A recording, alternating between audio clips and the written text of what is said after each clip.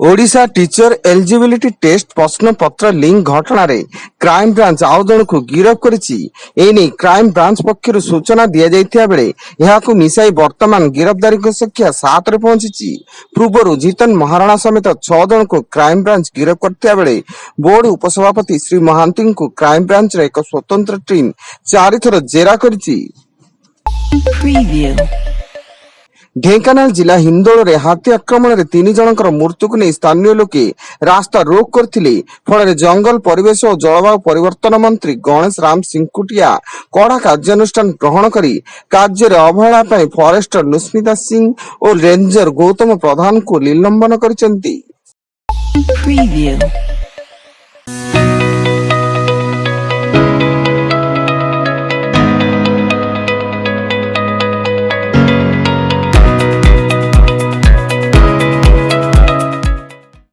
Preview.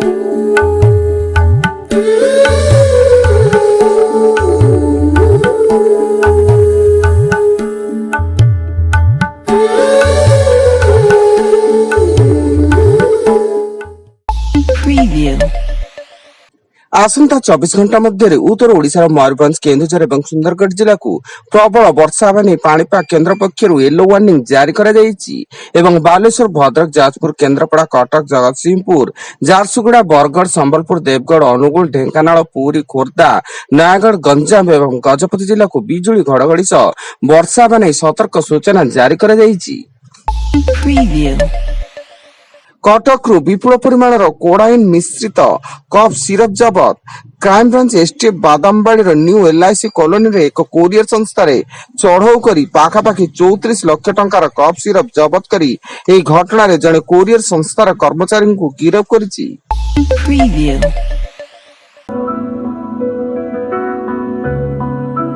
Audio Jungle.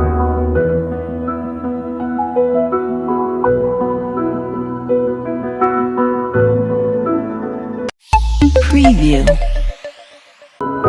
Audio Jungle.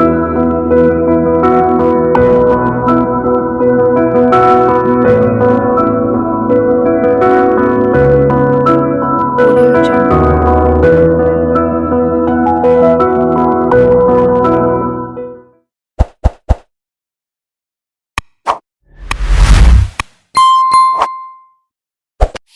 Preview.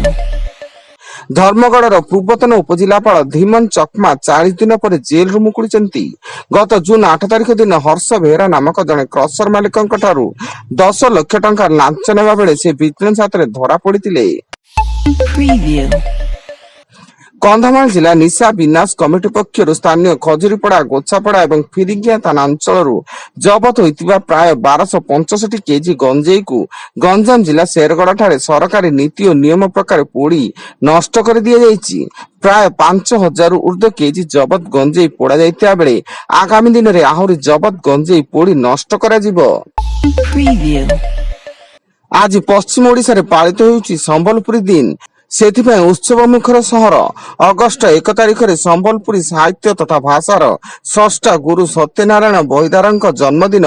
तेणु तांका स्मृति उद्देश्य रे एवं संबलपुरी संस्कृति को तांका अवदानर सम्मान स्वरूप को नहीं जिला प्रशासन एभली पदक्षेप नेइछि।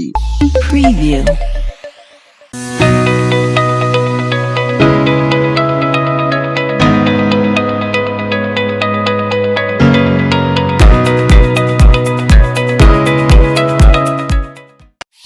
Preview.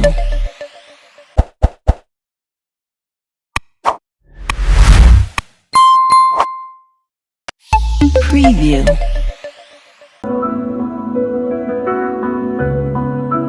Audio Jungle.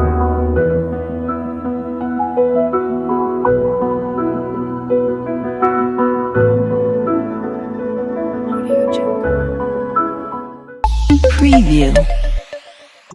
ରାଜ୍ୟର ଜଗତସିଂହପୁର ଜିଲ୍ଲା ବିରିଡି ବ୍ଲକ ଦଣ୍ଡାସାହି ଗାଁରେ ଦୂଷିତ ପାଣି ଯୋଗୁଁ ଜଣ୍ଡିସ ରୋଗୀଙ୍କ ସଂଖ୍ୟା ଦିନକୁ ଦିନ ବଢିବାରେ ଲାଗିଛି। ଗତ 5 ଦିନ ଭିତରେ 40ରୁ ଅଧିକ ଲୋକ ଜଣ୍ଡିସରେ ଆକ୍ରାନ୍ତ ହୋଇ ଚିକିତ୍ସିତ ହୋଇଥିବା ବେଳେ ସ୍ୱାସ୍ଥ୍ୟ ବିଭାଗର ଏକ ଟିମ୍ ପାଣିର ନମୁନା ସଂଗ୍ରହ କରିବା ସହ ଗାଁରେ ପହଞ୍ଚି ରୋଗୀଙ୍କ ସ୍ୱାସ୍ଥ୍ୟାବସ୍ଥା ପଚାରି ବୁଝୁଛି। Preview. ସୁନ୍ଦରଗଡ଼ ଜିଲ୍ଲା ତଳସରା ଥାନା ଅଞ୍ଚଳରେ ଜଣେ ନାବାଳିକାଙ୍କୁ ବଳାତ୍କାର କରାଯାଇଥିବା ଅଭିଯୋଗ ହୋଇଛି। ଅଭିଯୋଗକୁ ଭିତ୍ତି କରି ପୋଲିସ ଘଟଣାର ତଦନ୍ତ ଆରମ୍ଭ କରିଥିଲା ଏବଂ ତଦନ୍ତ ପରେ ପୋଲିସ ଘଟଣାରେ ସମ୍ପୃକ୍ତ ଥିବା ଅଭିଯୁକ୍ତଙ୍କୁ ଗିରଫ କରିଛି।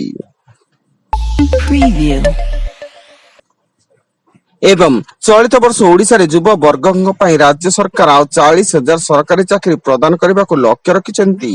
ଏନେଇ ଘୋଷଣା କରିଛନ୍ତି ମୁଖ୍ୟମନ୍ତ୍ରୀ ମୋହନ ଚରଣ ମାଝୀ ଏବଂ କହିଛନ୍ତି ପ୍ରଥମ ବର୍ଷରେ 28,000 ଚାକିରି ପ୍ରଦାନ କରିଛୁ, ଆଉ ଦ୍ୱିତୀୟ ବର୍ଷରେ 40,000 ନୂଆ ନିଯୁକ୍ତି ଦେବା ପାଇଁ ପ୍ରତିଶ୍ରୁତିବଦ୍ଧ।